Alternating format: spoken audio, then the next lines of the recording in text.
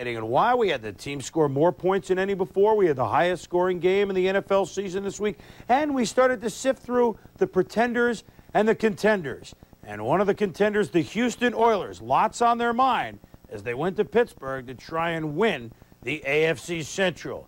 Also on their mind was good coaching. More on that in a moment. Buddy Ryan's defense flattened Pittsburgh here on ESPN a month ago. They did it again. Bo, Orlando, and Don. Knox 3 times in the end zone if you love me. 38-yard touchdown. The Oilers beat the Steelers again 26-17. Win the AFC Central. They're in the playoffs. George Seifert's Niners 16-2 lifetime for him in December. Why? Steve Young to John Taylor 68 yards against Detroit. Why? Steve Young to Sanjay Muscle Beach 20 yards. Why? Steve Young to Jerry Rice. Look at him. Poetry in motion. Niners edge the Lions 55-17. They win the NFC West. Bills at the Dolphins 2 times atop the AFC East. Don Shula's squad has lost 2 in a row at home. They lose 3 in a row at home. Scott Mitchell, first start in a month, denied. Mickey Washington, touchdown. Then Keith Jackson, nearly had some fumble. Darryl Talley with the hit. Nate Odoms with the ball. 2 defensive touchdowns. The Bills, highest scoring game of the year over Miami, 47-34. They lead the Dolphins by 1 at the AFC East. Chargers at the Chiefs. Marty Schottenheimer, Joe Montana. They've done this before. Chargers led the Chiefs 17-0, but Joe to Willie Davis, touchdown. Joe to J.J. Burton. Joe was knocked silly a couple of times, but guess what? He prevailed. Kansas City, 1 up in the AFC West, beats San Diego 28-24.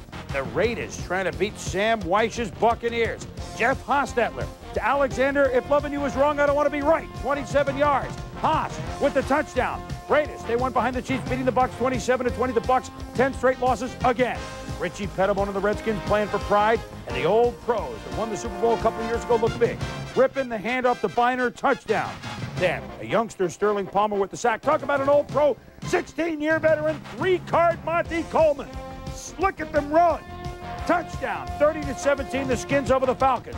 Carnes at the Seahawks. Joe Bugle. Is time running out? Well, it was in the game until Greg Davis, last play of regulation. Good from 55 yards. We are going to overtime. Phoenix wins the toss. They drive. Davis from 41. Good. Entertaining game. Cards over the Seahawks 30-27.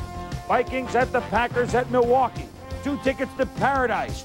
The Pack trying to win their first division title in over 20 years. But Jimmy Mack to Chris Carter. Touchdown. The Pack trying to come back. They forward to 21-17. 3rd down, denied. 4th down, Favre to Sterling Sharp. Denied. Vince Glenn with a late pick. The Vikes beat the Pack 21-17. Everybody alive in the NFC North. Rams at the Bengals. Jerome Bettis, 4th consecutive 100-yard day. He takes over the NFL rushing leader. Not bad for a rookie. But Doug Bats in the Pelfrey had 3 field goals for the Bengals. Hey, Cincy, look good. They beat another LA team at Riverfront, 15-3. The Bengals win. And those New England Patriots. Bill Parcells, Bill Belichick talking about days gone by. Vinny Testaverde wishing he had that pass back. Picked off by Deion Lambert. The Browns up 17-13. But New England's Kevin Turner rips off a 49-yard run. And New England looking for the upset on Lake Erie. 2 minutes to go. Leonard Russell, touchdown. Patriots have won 2 in a row. Break them up. Pats 20. Browns 17. When we return, Tom Jackson joins me. Welcome back to halftime. The Eagles leading the Colts. Tom Jackson joins me now. And Tommy, I mean, the NFC, only 3 teams better than 8-6. Kind of unbelievable. But the AFC, that's the big question. Who's going to come to the top, even after further review?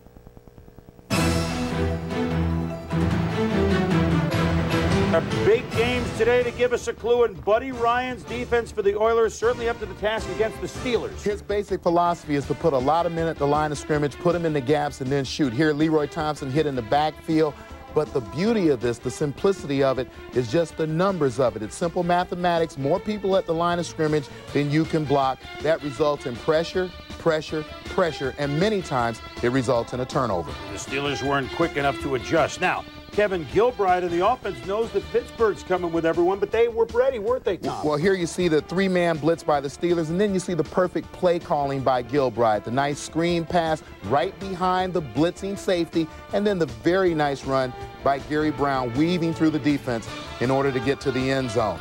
Another way that you can adjust to the blitz is by having a mobile quarterback. Now, even though Warren Moon doesn't have extreme mobility, he is good enough to get away by a little bit of time, and then you see the great arm and the strength to throw off the back foot. Well, the Houston Oilers clinched the AFC Central with a win over Pittsburgh, Buffalo, and Miami, and the Bills came up big, and they were looking for their lost offense. Well, they got some help from their defense, but let's give Jim Kelly a little credit, Tom. The subtleties of Jim Kelly, they're looking to his left and coming back to his right to Andre Reed. These are things learned over the years. Here you see him looking to his right. Now, very quickly, back to his left, delivers the ball to Thurman Thomas.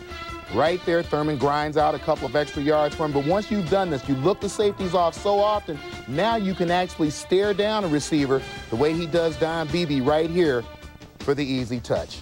Well, I mean, not to slight the teams in the West, because that's a great race, 3 to the post in the AFC West, but Buffalo and Houston remain probably the 2 most talented teams in the AFC. Yeah, Jim Kelly of Buffalo having an outstanding year, and the numbers will tell you that. But defensively is where I think this team excels, and that's because even though the statistics say that they don't, Miami got 400 yards today, what they are able to do is come up with plays. Cornelius Bennett, Bruce Smith, Darryl Talley, they play as big as the game is. Isn't it time that we consider the Oilers maybe in the Super Bowl, Tom? Well, I think we all talked about the soft part of that schedule and whether the Houston Oilers were kind of sliding by. Well, now they've beaten Pittsburgh twice in a month. They beat Atlanta while they were hot. They overcame all kinds of problems and distractions this week with the death of Jeff Alm. So this team is legitimate. Yeah, 9 in a row, I would say so. And what a nice Christmas present for football fans. Houston at San Francisco on Christmas Day. 2 teams playing as well as anyone.